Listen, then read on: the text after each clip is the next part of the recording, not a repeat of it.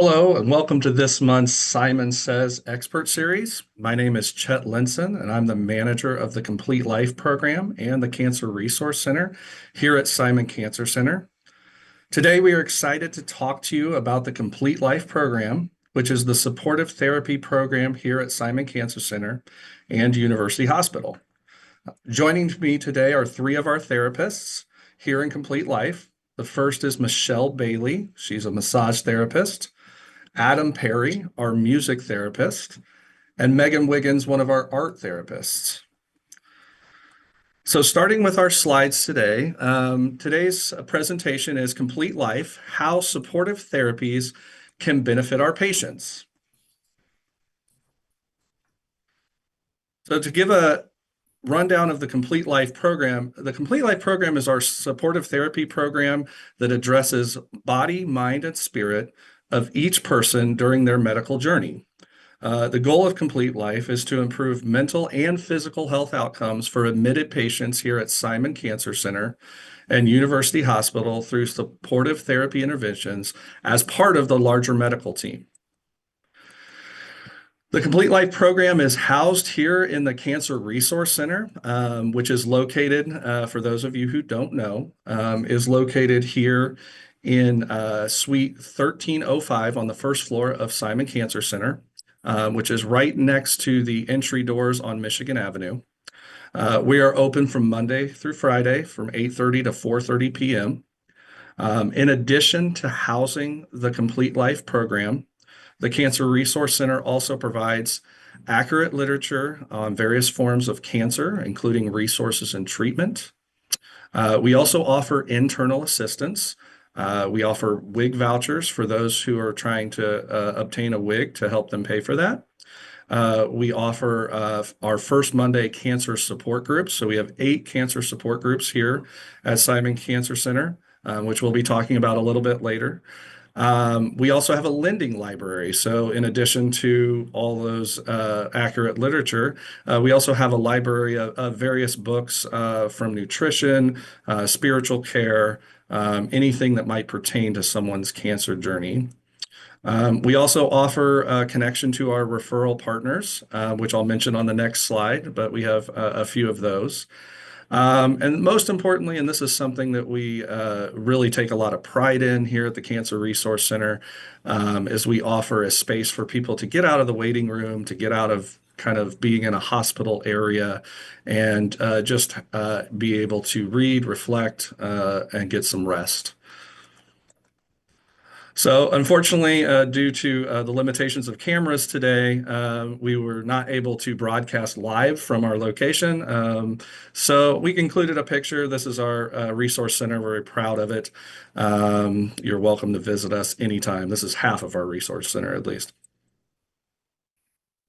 Organizations I mentioned, these are the big 5 that we partner with: American Cancer Society, Cancer Support Community of Indiana, Susan G. Komen, Leukemia and Lymphoma Society, and Little Red Door, amongst others. Just to give you a little bit of history of us becoming Complete Life and also the Cancer Resource Center. With the support of Dr. Larry Kripe and the Riley Cheer Guild, the seeds of Complete Life started actually on the 2nd floor of Simon Cancer Center as art interventions available to patients and caregivers while they were waiting for procedures or admittance to help address their mental health needs. Starting in 2012, we had our first paid music and art therapists. Then in 2015, the Cancer Resource Center was started as a joint venture between the groups that we just had on the previous slide and IU Health to create a space to house the Complete Life program and then also to bring together all relevant programming, professionally vetted information, all of our supportive therapies under one roof. The Cancer Resource Center now runs 8 monthly support groups. We have an overnight camp for those diagnosed with cancer. I mentioned previously the wig assistance, and then we have various events throughout the year. As far as the Complete Life supportive therapy options, we have grown from art to include art, music, yoga, and massage therapy. So we actually have six therapists on board now. I want to give a little bit of overview of each of our therapies, and then we're going to have kind of an activity that we're going to illustrate how we really work after I give you an overview here. So, starting with music therapy is evidence-based clinical use of music interventions to accomplish individualized goals within a therapeutic relationship and by a credentialed music therapist. So all of our therapists are credentialed through either a national organization or through state licensure. Music therapists' objectives are to determine and use music therapy approaches to aid in the restoration, maintenance, and improvement of mental and physical health. So, what that looks like from a practical point of view is music therapy can help manage stress, it can alleviate pain, help express feelings, enhance memory, improve communication, and actually promote physical rehabilitation as well. Moving on to art therapy. So, art therapy is a therapy modality that enriches the lives of individuals through and their families through active art making, creative process, using applied psychology theory and human experience within, again, a psychotherapeutic relationship. The goal of art therapy is to help people feel more in control of their own emotions and to help relieve anxiety and depression. In addition, art therapy assists in managing pain by moving mental focus away from painful stimuli. So, art therapy is especially effective when people are facing a challenge, such as a health crisis, which I'm sure anyone watching this would understand the health crisis of cancer. And during these times, what we understand here is that sometimes words and language may escape these patients or not be enough for them to express. So they can help clients express themselves in ways beyond words using art and psychological theory. And often, our art therapists are very in tune with integrating non-verbal cues and metaphors to express in the creative process to help accomplish some of these mental and physical goals. Yoga therapy is a mind-body practice that focuses on your physical, emotional, and mental health. A lot of people understand yoga uses movement, but it also uses mindfulness, meditation, relaxation, and breathing exercise to help you relax, relieve stress, and manage underlying conditions and symptoms in addition to the treatments provided by other healthcare providers. So all of us understand the physical posture and movements of yoga. I'm not going to try to pronounce that word as far as what it's actually called, but it's there for you to read. But yoga also uses breathing exercise and again, meditation and mindfulness, which is described in there as well. Some of the health benefits of yoga, reducing physical discomfort and improving pain, reducing tension and stress, boosting mood. I put easing symptoms of menopause in here because we deal with a lot of women's health here at University Hospital and just helping those with trauma. And then last but certainly not least is massage therapy. Massage therapy is a form of manual therapy and involves moving tissues in the body to reduce stress, ease muscle tension, and provide relaxation and overall well-being. The Complete Life massage therapist here, we have some special certification. She is state licensed, and she specializes in both oncology massage and also manual lymph drainage therapy. So she has a few special certifications to aid us in our help here. Specific health benefits of massage therapy include the amelioration of side effects. One we deal with quite a bit here is chemo-induced peripheral neuropathy, which we'll speak to a little bit in our presentation later. We also alleviate anxiety, both short and long-term reduction of pain, and the reduction of depression. So quite a bit of information there. And so, what we wanted to do today, from a more practical point of view, is to illustrate how we would intervene with a typical patient. And so, we came up with kind of a mock patient that we would use or that we would see normally. Obviously, there's variation here, but we're going to start with this typical patient. And then I'm going to throw it off to our different therapists, and they're going to talk about how they would intervene, what the reasonings are behind those interventions, and kind of how that process would go. So today we're going to start with a 49-year-old African American female, and she's newly diagnosed with acute myeloid leukemia. She initially presents to our department via self-selection. So she saw our information on the unit she was admitted to.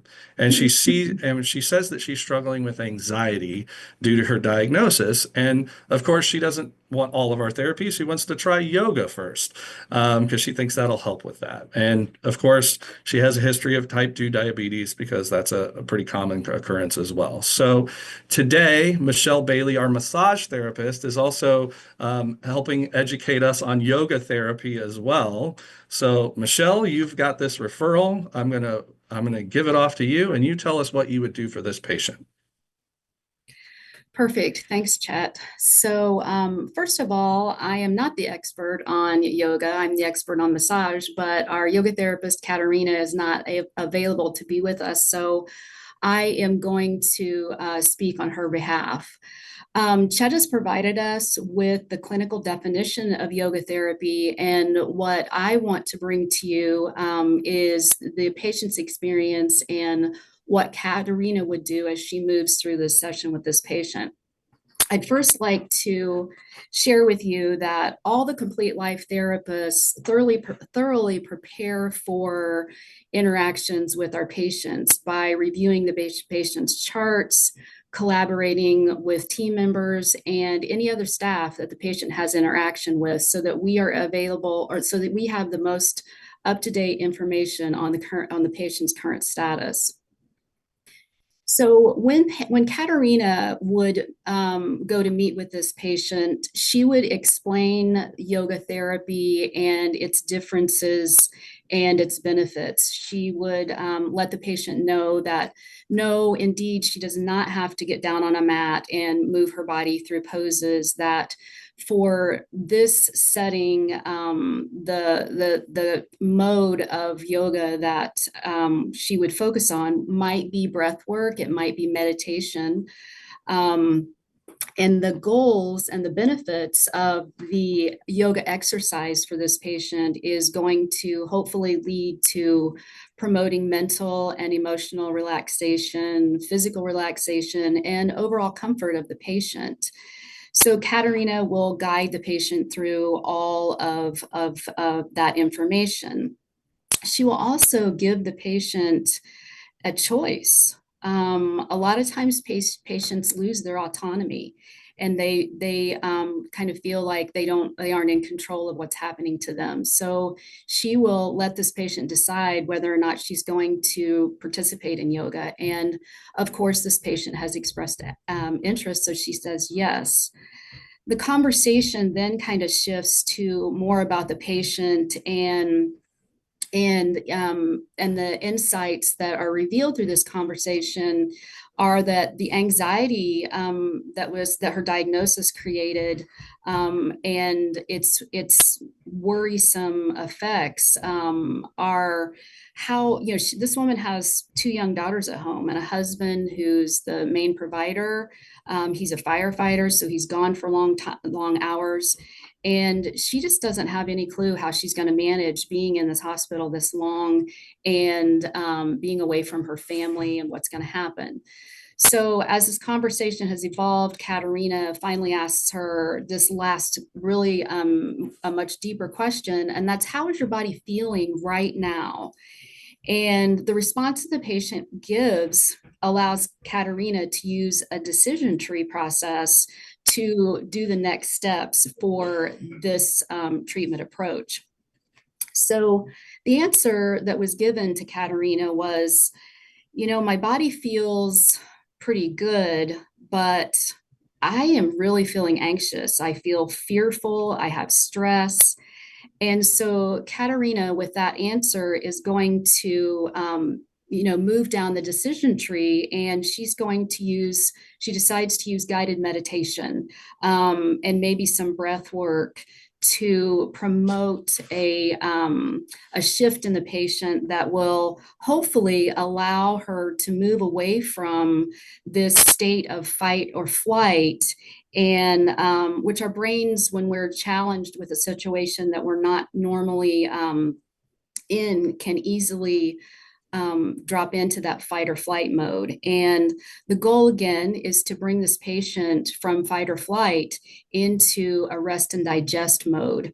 And even just 10 minutes in rest and digest is going to allow this patient to achieve the overarching goals of yoga therapy, which is to decrease her level of anxiety and to promote her mental and emotional well-being. So they move through this session of guided meditation. And at the end of the session, the patient appears to be calmer and more relaxed. And Katerina has been able to actually observe the patient's breathing change. She's noted that the patient's breathing at the start of the session was up in her chest and more rapid. And at the end of the session, her breathing, the patient's breathing, is deeper and down into that diaphragmatic breathing. So the patient has settled and has really appreciated learning the techniques of meditation that and mindfulness and possible breath work that Katerina has offered to her. And with this relaxation, Katerina offers art therapy as a way to continue that work that the patient is going to need to do in order to manage her anxiety as she's in this inpatient situation for an extended period of time. So with that, I would like to hand off to Meg, our art therapist, so that she can share her experience with this patient. Thank you so much, Michelle. So as I would enter the room, I would first make space to introduce myself. I always feel like it's very important to do a very intentional introduction when meeting new patients. And of course, this is after I've done my prep work of looking through the chart, getting updates that I need, or, collaborating with Katerina or other team members, just to gain some insight into, what happened, if there was anything noteworthy from their work with them, especially if there is such a direct handoff. But during my introduction, I try to first emphasize what my role is versus what it isn't.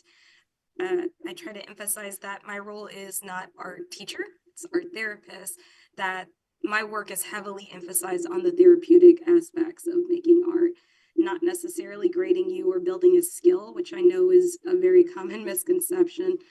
But in taking some intentional time to clarify, what art therapy is, it can help demystify that process and make it more welcoming. There's a lot of negative experience from, whether that be school or family members or other outside sources that can make it difficult to want to make art. So I always try to be mindful of that when I'm engaging with someone new. And from there, I, touch base with the patient first and foremost, just check in, see how their time has been on the unit, how they're feeling, check in, see if they're in a space at the present moment to make something, or if they would rather just talk to me that particular day. Any art directive or project that I would give to a patient is always going to be centered around what their needs are, what is going on with them currently. So this part of the conversation is very important. There's always a lot of intention behind what's chosen and what's given as far as creation. So I've already received information that, she's a very anxious patient, has some kiddos, and maybe has a lot of big feelings coming up. So what I would probably want to give her to work on would be a gratitude box. And I would probably give her a small size box, maybe about 3.5 by 5 inches, not crazy big. But then I would also offer her some markers, coloring pencils, collage materials that are pre-cut of both words and images. Again, just to make that creation process a little bit easier and not feel as overwhelming. But I also want to emphasize a sense of safety. I never underestimate the fact that I am a new random person that's coming into your room. So I have to work to earn and develop that trust with you kind of on the spot. So offering art materials that are non-threatening, that make you feel a bit more comfortable and ease into conversation with me. But then I would create space to either, if not do a meditation with the patient, bring them back to center and discuss what are some things they appreciate to ground them to the present moment, to really get them out of that anxiety brain, to have them really focus on, well, who are the supports that I have available to me? What are the things that I really appreciate that get me through this time in my life? If treatment's taking a really hard turn right now, this can be very important to build up that emotional resiliency, not to negate the negative, but to really respect that, but to build up the positivity that might exist alongside it that we don't always see or make intentional space to acknowledge. Doing this intentional work can make it easier to cope with these kind of changes that come up if treatment has taken a turn or if things aren't, going in a direction that we'd like. But, during creation, it's not just about what you're making, but how we're talking through what's coming up. So if there's, any issues that are coming up while we're creating together, we'd make space to talk about that during the creation time. So this is why I try to emphasize my role as art therapist, not art teacher. It's very heavy on the therapy portion for that reason. So as I'm talking to this patient, I'm learning that, she comes from an average socioeconomic status and she's highly educated. She has a master's degree. But in having these conversations about, gratitude and supports and things like that, I've learned that she has these very strong family bonds and has a very strong social support system that she has at church, where I learned that she actually plays piano every Sunday with her church. And she does mention having some concerns over, what direction life is going now that she has this new treatment, who am I? What do I expect? And we would make time to process that more directly or what specific concerns that are coming up. Again, everything is very based around what the patient needs are. So as we're continuing to make art and work on her box, she kind of runs into a little bit of a hiccup. She's finding it's a little bit harder to grab the glue stick maybe, or maybe the modifications I have aren't necessarily enough, and she's noticing there's some pain. So at this point, I would probably conclude creation, wrap up, review, what were the big things that were important to her, what she gained out of this time with me. But then I would probably pivot to how massage might be helpful in this instance. Of course, I never try to speak for my fellow therapists. I feel like they can sell themselves best. But in that, we come to the conclusion that it might be a good idea to have our lovely massage therapist, Michelle, come in and maybe do some work with her so she can, maybe come and revisit this project when she has some time, which is another reason why I like doing projects like this. If we don't complete it in the time I'm there, there's always freedom and flexibility to continue working on it as needed. So from there, I am probably gonna reach out to, like I was saying, the lovely Michelle Bailey and touch base and have her take it away from here. Perfect. Thank you, Meg. So by the time I get the referral for this patient, she has already experienced the benefits of yoga. She's already experienced the benefits of art, and this patient has become more relaxed. She has tools in her toolbox to be able to manage her anxiety, and while her anxiety is still there, she shares that she has shifted and she's concerned about her ability to use her hands. So like Meg, when I meet a patient, I also introduce myself and talk about massage therapy and its benefits. And I explain the difference to the patient between mainstream massage in, a spa versus, or, a sports situation, just massage out in the wild, as they say, and how it's different from the massage within the hospital for inpatients. And I have the privilege of also working with outpatients here as well. So I just share with her that the differences are pressure and direction and her medical status. We look at those things and take them into consideration. We focus on pressure adaptations accommodated by the need based on platelet numbers. And so we don't take a real deep dive, but I give her enough information so that she understands the differences. Basically, she chose hand massage because of this trouble she's experiencing. And so we start talking a little bit deeper about what her hands are feeling, what sensations she's experiencing. And she shares that she's feeling stiffness and her fine motor skills, her ability to button and pick up things is just doesn't feel right. She has this sensation she's never had before, and it's this tingling in her fingertips. So, with all of that, I'm going to let her know that that is commonly known as neuropathy, and she did say that it started when she started taking chemotherapy. So we're looking at CIPN, or as Chet said, chemotherapy-induced peripheral neuropathy. So that allows me to make the decision of what I'm going to do and how I'm going to accommodate and treat this patient. There is a specific protocol for chemotherapy-induced peripheral neuropathy. It is a modality where we address the tips of the fingers and move down each digit, and that can be done with either the hands or the feet. And I spend a lot of time telling the patient, sharing with the patient and educating the patient how they can do this massage themselves. Before we start the massage, I'll have the patient evaluate her level of neuropathy.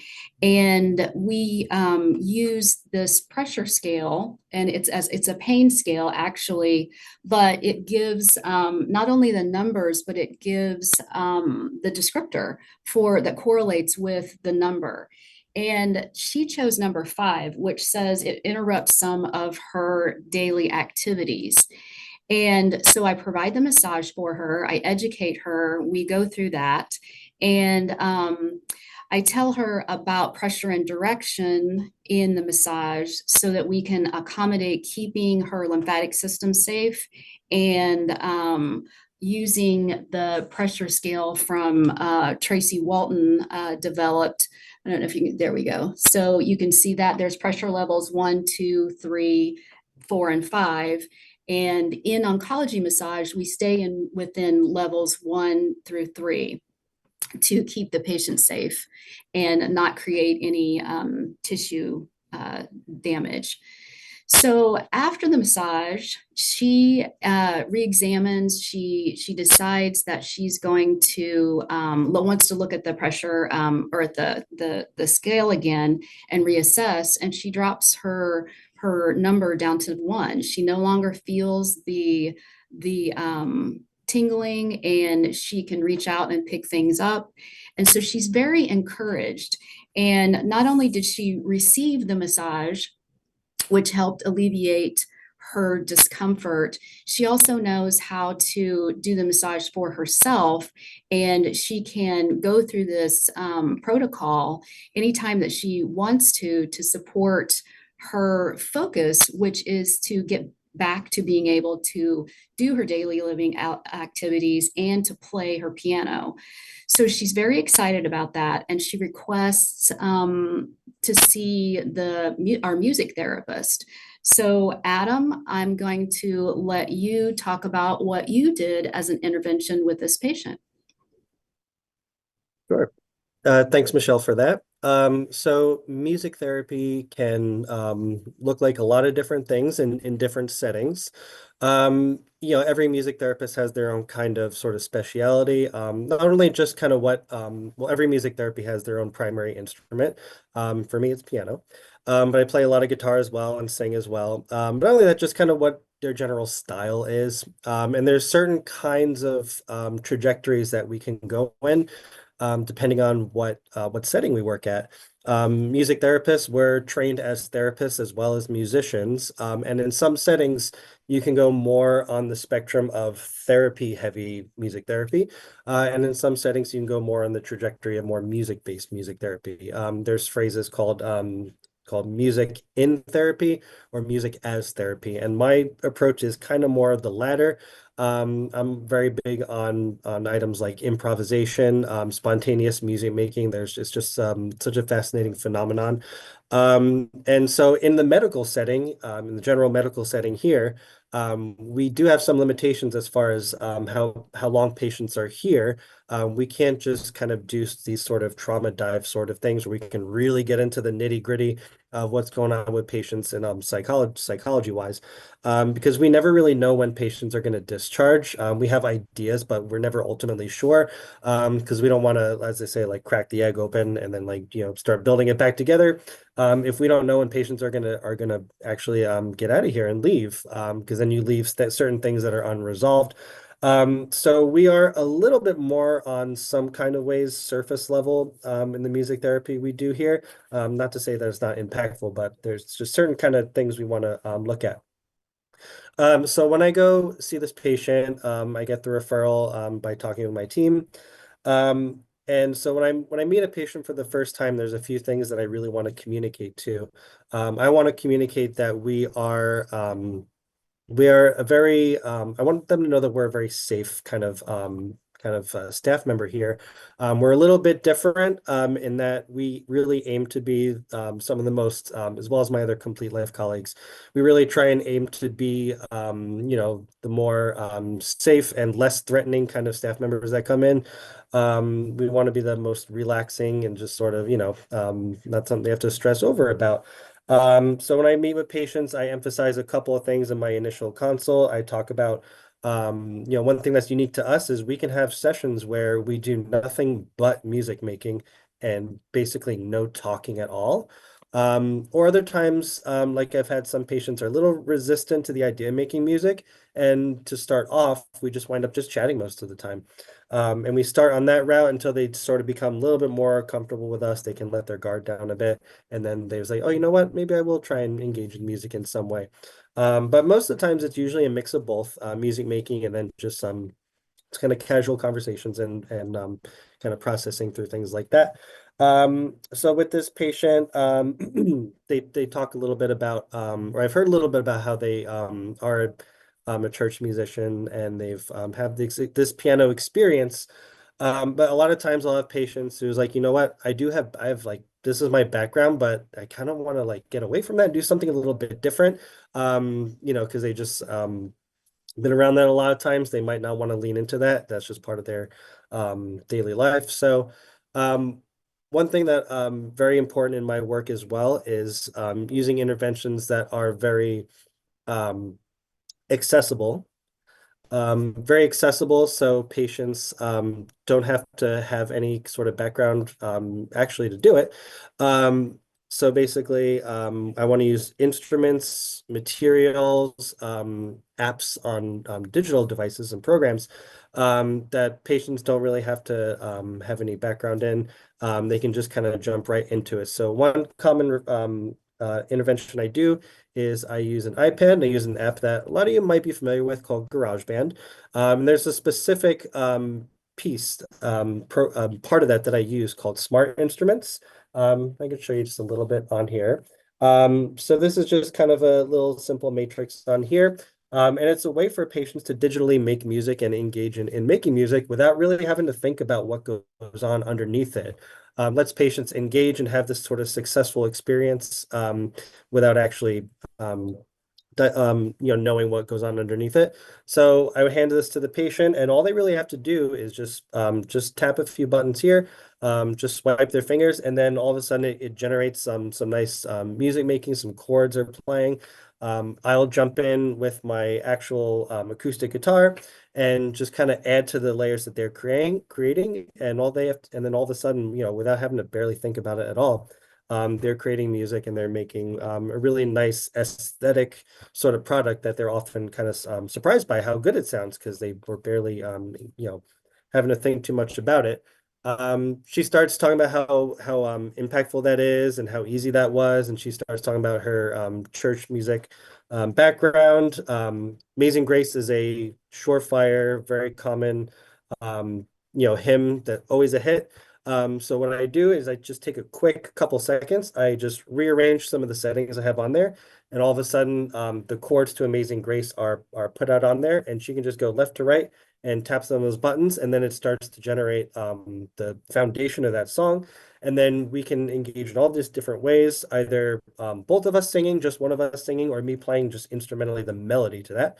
And then we can create a very customized and personal experience and take this initial music making venture and then can take all these different pathways to make it that much more personal to them. So that's a very common approachable way I like to make music with my patients, I see. And with that, I'm gonna toss it back over to Chet for some Q&A. Thank you, Adam. We've kind of run through a typical patient and how we might intervene here at Simon or University Hospital. We know that there may be questions about something that either we didn't cover or that you heard and made you think of something. We've already received some pre-submitted questions, so now's your time to speak up and put me and my therapist on the spot. Before we dive in, we just want to invite you now to also send in your questions, either by submitting those in the comment box below, or if you're joining us on Facebook, you can put it in the chat on Facebook. We'll do our best to cover as many as we can, and the ones we can't, we'll give you a way to address those as well. The first question I had come in, and I'm throwing this to the gallery here, the first one I will answer, the second one I'll throw to the gallery. Is there a plan to start CompleteLife services at Methodist? I'm guessing that's from someone at Methodist. TBD is what I will say to that question. Right now, there's a lot of moving parts at IU Health. We would definitely love to expand our services, but that requires us to physically be present as well as funding. So I'm not saying no, but not right now is the answer to that question. Eventually, I hope we will expand to other services. We do have a couple people on our team that specifically work with neurology as art therapists that are in Goodman Hall and remote. So we definitely see some ability for us to expand in that way. So just wait on us is what I will say, and we will be coming soon, hopefully. I hope our upper management here who's hearing this also understands that I'm not putting too much pressure on us. Second question. Is there any research on benefits to any of our therapies? The answer to that question, a simple answer is yes, but I'm going to put it to my therapists out there to say, what comes to mind when you think about your research? What's on the top of your brain when I say what research supports your therapies? Anybody and everybody can go first on that. One thing comes to mind that kind of feeds into what I was just talking about with digital music making. Is there is a study from 2012, also catches my eye because one of the authors is one of my professors when I was at doing my master's. But it's in the journal Psychology and Music, and it talks about developing identities with music technology in clinical music therapy.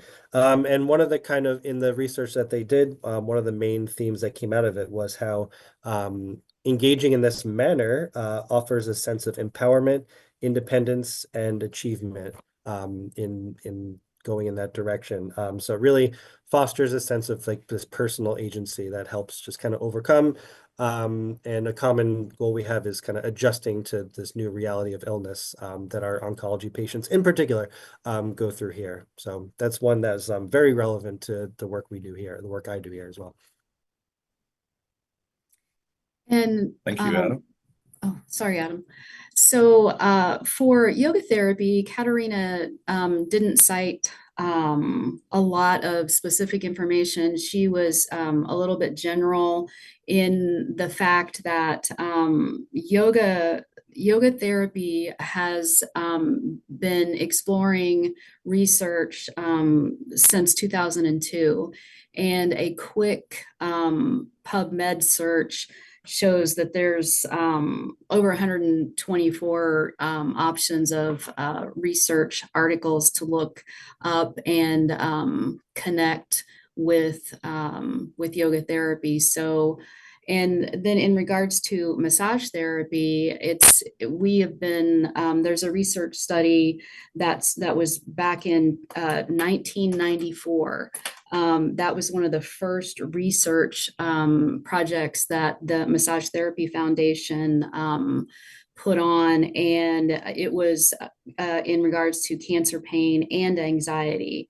So there are a lot of studies out there, and you can go to massagenet.org, the Massage Therapy Foundation, and the International Journal of Therapeutic Massage and Bodywork, and find a lot of resources there.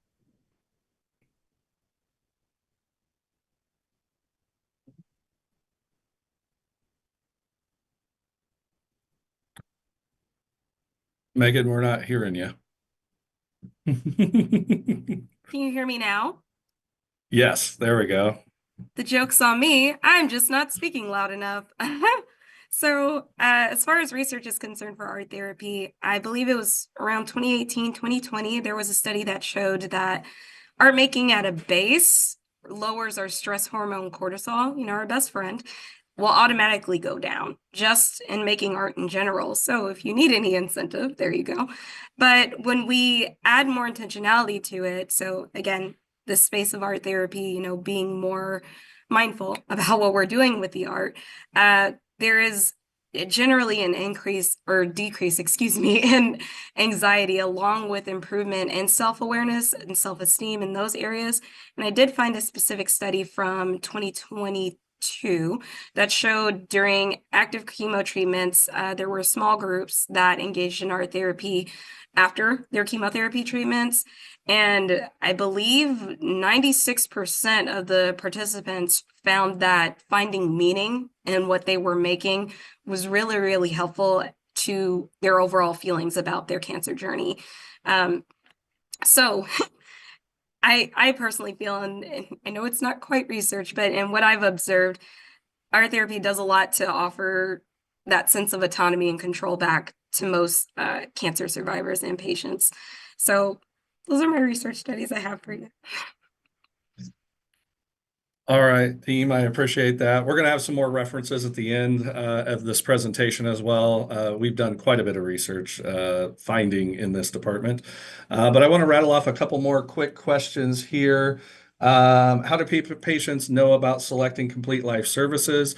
We have our things on the different units here at the hospital. We're updating those soon, thanks to me finishing my management job of doing that. And then we're working on some marketing strategies as well. So you'll be hearing a lot from us. We also are developing our websites and our events pages as well. So we'll keep you posted on that.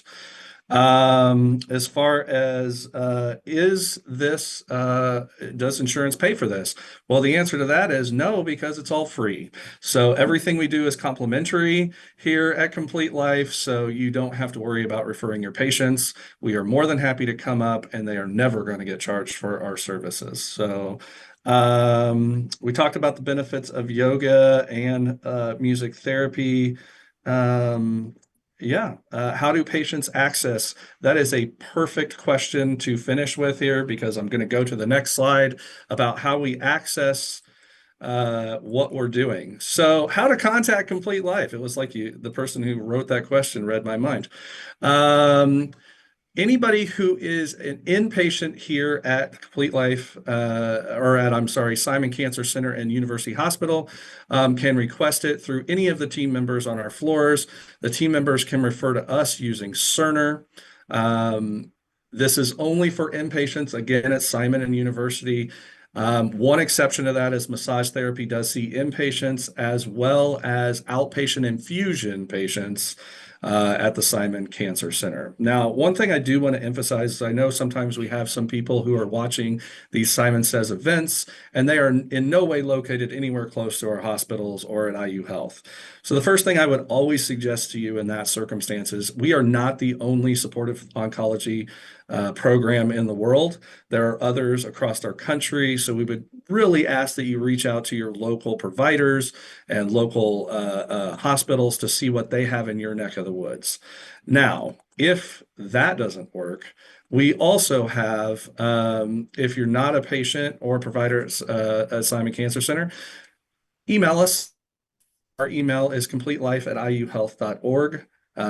We also have our direct phone number during business hours, 317-944-0301. And of course, if you just want to take a nice visit to Middle Indiana, you can come visit us again at Simon Cancer Center, C1305, which is on the first floor, Monday through Friday from 8:30 to 4:30. We do want to emphasize some kind of last minute rounding out as we're finishing up here. We do have an adjacent program that's also kind of housed in the same area as us called the MOVE program. The MOVE program is a prehab rehab program, a physical education program, or physical exercise program. We know cancer and cancer treatment can impact health.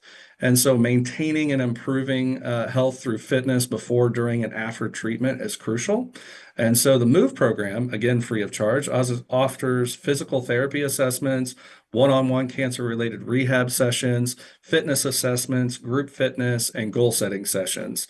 The lady who runs that her name is Danny Halsey, and she is absolutely wonderful.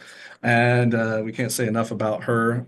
You can always contact us to get more information at the information at the previous slide, or you can contact them directly at iumove@iu.edu.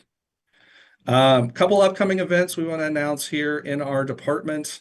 First Mondays, we run our cancer support groups. They are at the first Monday of every month from 6 to 7:30. All of our groups offer virtual attendance. So even if you're not a patient here, if you're not even in the state, you can be a part of this. This is for anybody and everybody. You do not have to be an IU Health patient. But we do have some groups that also offer in-person attendance as well as virtual. For the in-person attendees, we offer a light dinner for 5 o'clock in our Cancer Pavilion atrium right before the support groups start. And you can register, get information, and register for any of these at iuhealth.org/first-Mondays. We also have Camp Bluebird. So we run an adult cancer camp that is at Camp Jameson, which is on the west side of Indianapolis, which starts April 25th through the 27th. I forgot to mention registration. You have to register before April 11th, and you can register now again by emailing us at completelife@iuhealth.org. And there soon will be a online registration at iuhealth.org/completelife-events. Little bit of, for those of you who want to really dive deep into research, here are the references we referenced today and some additional reference materials going back to the benefits of each of our therapies. So please feel free to look at those. And if you have any questions, again, email us, call us. We're more than happy to answer your questions directly. So we'd like to thank you for joining us this month at Simon Says. You can find a recording of today's session and information about upcoming sessions at cancer.iu.edu/Simon Says. So again, thank you for my therapist, Adam, Michelle, Meg. Thank you for joining me and explaining your life here. And we wish you all a very nice day. Thank you so much. Thank you.